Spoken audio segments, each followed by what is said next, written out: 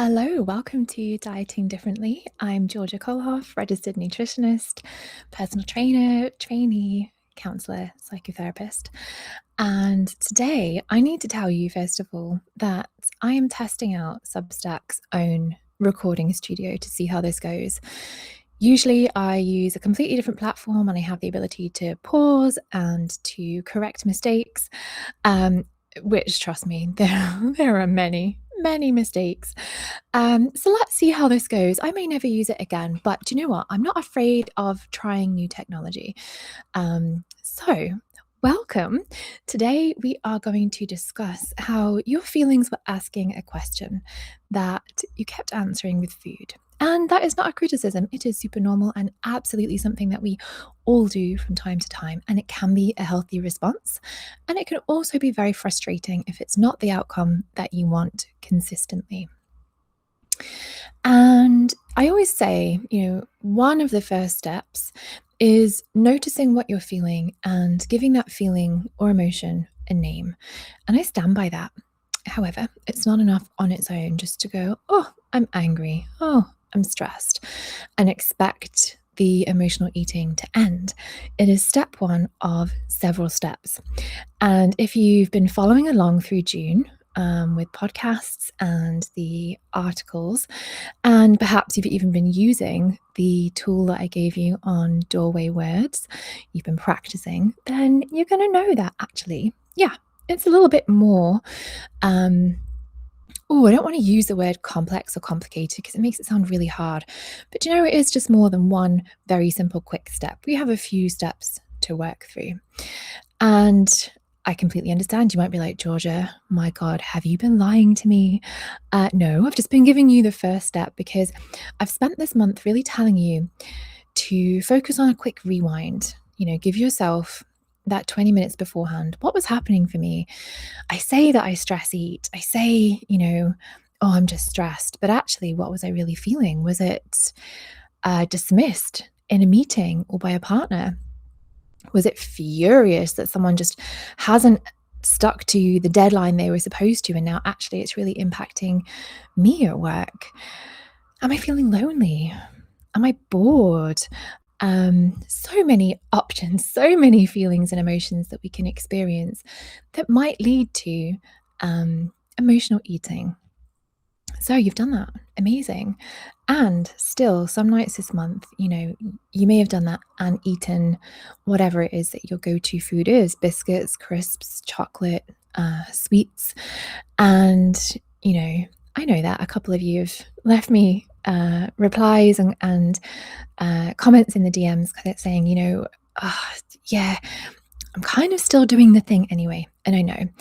And we're going to work through this because today is the next part, okay, that often we don't get to. What is it that you actually do when you have that feeling and you're like, right, okay, I've named it, I've noticed it, I've got a word for it. Well, here is where we go. So stay with me because what I've decided to do next is actually build right on top of this. Now, it's going to sound a bit too simple, and I don't want you to dismiss it for being simple, because simplicity is what makes something work. If something is very complicated, feels very challenging, if you're anything like me, there is going to be resistance before you even begin. So our brains like simple. Now, a feeling that you've named isn't really asking to be fixed. It's not asking, get rid of me, I'm anger, I'm sadness, but it is asking you to answer it with something. And these are very different concepts. Fixing becomes a project. You become a project. Oh, I must get rid of anger. Oh, I must never feel frustrated or sad. But when we're answering it, that feels completely different. It's like, oh, okay, I'm just going to meet this with something that supports me. It doesn't have to be a solution. It's just something that helps in the moment or long term.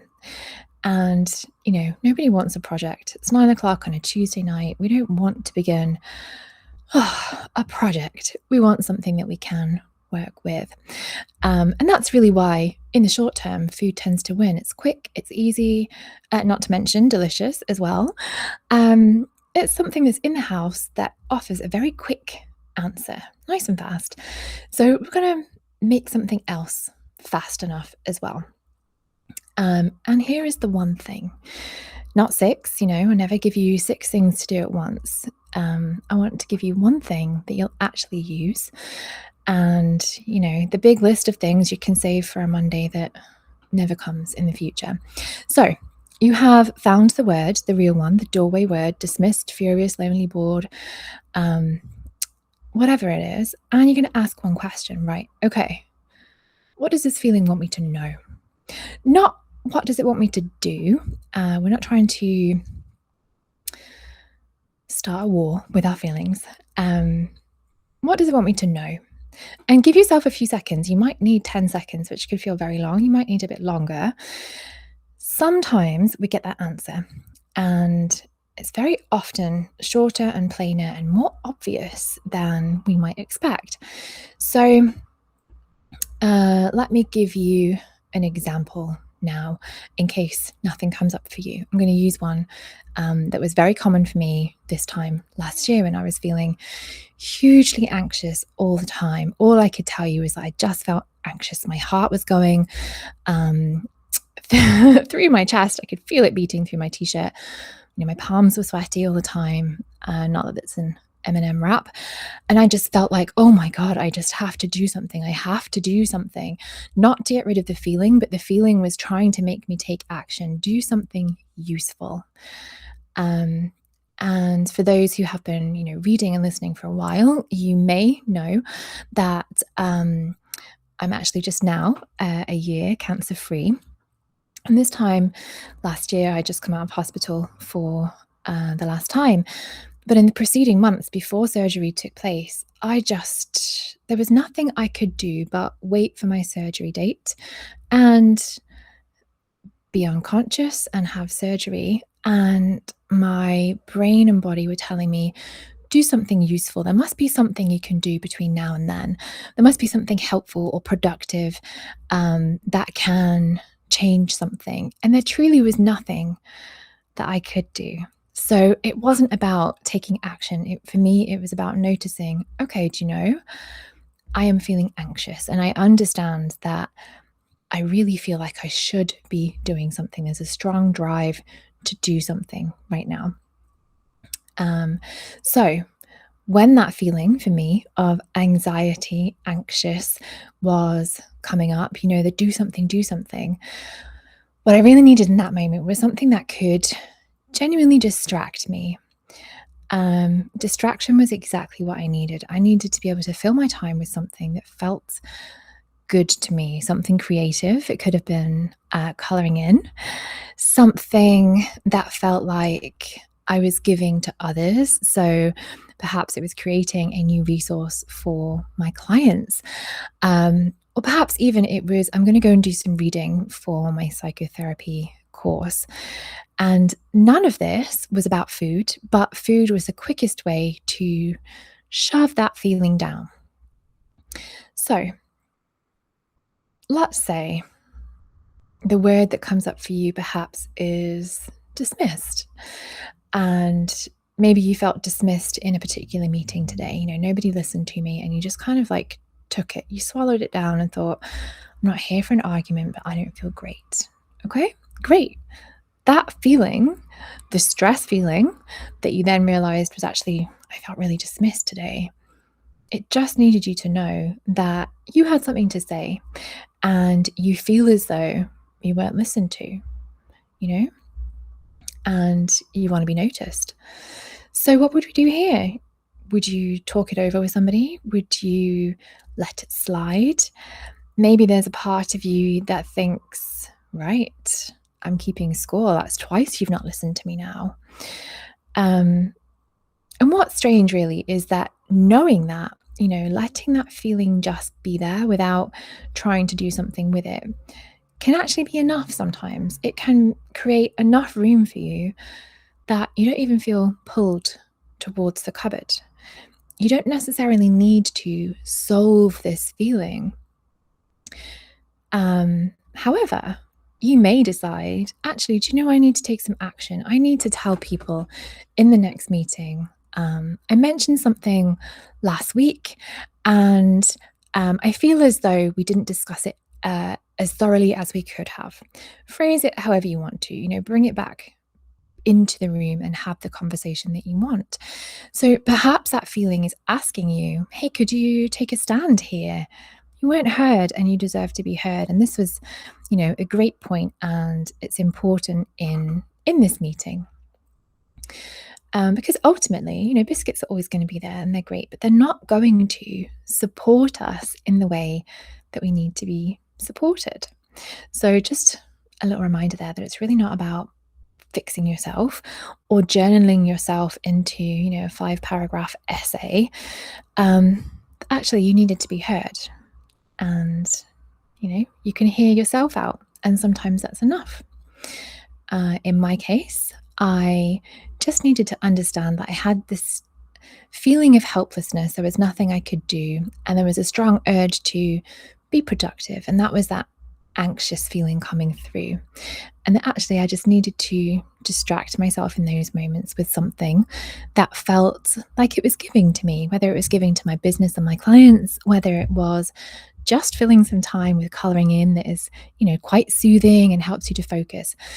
So I really want you to kind of start thinking outside of the box just a little bit. Now, okay, the honest part here, because I don't want you to feel like, oh, I do X and then I do Y and the outcome is Z and it's a clean ending every time. Sometimes you're going to ask that question and you're going to be like, whatever, I still just want the biscuit. And you may still have it. And that is 100% allowed. You don't need me to tell you that it's allowed. You don't need my permission. But I want you to know that some comfort eating is normal and very healthy. Okay. And I mean that, the trick is never to try and stop you from eating for the sake of eating less. What we're doing is exploring what's actually going on for you rather than leaving it under the surface. And it's the difference between eating the biscuit because it's the only possible answer that you had and eating it as one answer among others that you could finally see and use. And you may still use just the biscuit, or you may use a couple of other things and a biscuit with a cup of tea. Who knows? But the point is that one of those mindsets keeps you stuck for another decade doing the same thing and just being angry at yourself. And the other one is that food actually just starts to feel like it's a part of life, it's a part of your tool set, but it's not the only thing you've got. And you start to feel more relaxed and more chilled around it. Because what changes the long game isn't whether you eat the biscuit tonight or not. It's that you're, I was going to say building a brain, but I suppose it's more wiring a brain that can notice a feeling without needing to go to the kitchen to try and solve a feeling. And that brain is able to lose weight without a fight because you're not overeating and emotional eating as a result. Because it really is never about eating or about hunger. It's about the way that food can serve us outside of just feeling hungry. Now, that is your one move this week. Find the word, the emotion that you're feeling, and ask yourself, okay, what does this feeling want me to know? Give yourself a few seconds and just let it be right. Just, even if you're not sure, even if you're saying, well, I don't know if it's this, doesn't matter. Test it out. Let's be scientists and say, okay, this is coming to mind. I wonder if it is that. Let's test it out and see. And here's the thing that I want you to really, really hear, that this one move is one step of something much bigger. Knowing what every feeling is asking for and the exact thing that you need in every occasion that you can do, in the moment when you're feeling depleted is, much bigger. And I've been calling it the stress eating solution, and I have been building it now for a couple of months, quietly enough in the background, actually with you guys in your DMs, listening to your replies and asking you, okay, what would you actually use? What's helpful? What would you never touch? And I've made the decision, I told you on Tuesday, that it is coming this summer. And it's going inside the Dieting Differently membership. So, not a separate thing to buy, not a course to bolt on. It's going to become part of what being in here is. Because that's exactly what the membership is for. It's not about giving you more content, more to read, more emails, more to keep up with. God, no, the last thing you need is more stuff. It's exactly the opposite. It's giving you deeper access to how my brain works, to how I actually work with clients, to the real method underneath all of this. Without having to go off and be a nutritionist yourself and study psychology yourself. And to lay it out in a way that you can reach in and take the one thing that you need this week, this month, this weekend, and leave the rest there. To have something that is truly self-paced and that you can just do in your time. If you have 5 minutes one week, great, you have 5 minutes. If you have 5 minutes a day or an hour a week, fine, that's for you. Some weeks you might want the deep thing. Other weeks you might think, I do not have the capacity for that today. And that's fine. Some weeks you might need nothing but the pod or to read one article, and that is fine. Completely allowed. And that is what is going to be landing throughout the next couple of months. You're going to be able to map out your feelings, figure out what it is that they're telling you. What do they want from you? They're already your feelings. You don't need to chase them or get rid of them. So, 2 final things, and then I'll let you go, of course. If you've been listening on the free subscriber list thinking, okay, yeah, that is what I need to do, then this is the moment. The membership is where all of the how to do it lives. The stress eating solution will be landing there for you, folded in piece by piece throughout the summer, and you can join for £65 a month or £199 for the year. Nobody can see what you're doing when you subscribe to this, and that is rather the point, really. Doing this privately in your own time. And if you're already here with me, then yeah, you've got one more thing coming your way, and I obviously want you to hear it and have access to it before anybody else. For a small handful of you, I'm opening a few one-to-one spaces this summer, and this is the done with you version of all of this. It's me and you together working week by week. It's not open just yet, and it will be tiny on purpose, but it's coming, and when it does, you're going to be first to know. You will be the first to get your hands on those spaces. So keep your ear on the pod or your eyes on the articles. Now, for years, the kitchen has been doing a lot of work for you. Those cupboards, those biscuits, those chocolates, they have been subduing the feelings that you don't have the time to listen to, or perhaps that you feel resistance to, and just translating it into something that you could eat. And it did a job, but that was never really the problem. It was a quick answer to a question that perhaps you weren't even sure of. So of course you can't just figure out what you need to do in those moments. But now you're going to be able to ask yourself, right, what do I feel? What do I need right now? And give yourself 10 seconds to answer that. So that's it for this week. And let's listen back and hear how this has gone on the Substack studio.